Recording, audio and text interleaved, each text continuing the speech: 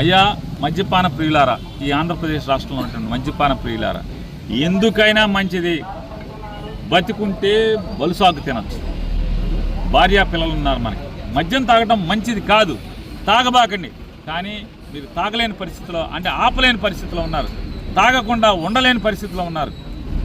వెళ్ళినప్పుడు మాత్రం అది బెల్ట్ షాపా? ఎందుకంటే ఊరంతా సారానే. బందర్ల మధ్య మా మంత్రి గారు ఉన్నాడు, బందర్ ఎమ్మెల్యే గారు, ఆయన సలహాదారుడు ఉంటాడు ఆ సమాధుల దొడ్డి దగ్గర. ఇద్దరికి గొప్ప ఆలోచన వచ్చిందంట, మనం కరెంటు ఇచ్చేసేసి మంచిలు ఇచ్చేద్దాం, రోజు ఇచ్చేద్దాం అని చెప్పాను. బులపాటం దసరాకి, మామూలుగా దసరాకి నీళ్ళు లేవు, జనం అల్లాడి ఏడ్చారు. మా బందర్లో ఆ దసరా టైంలో మంచిళ్ళకి కరువు వచ్చిందేమో కానీ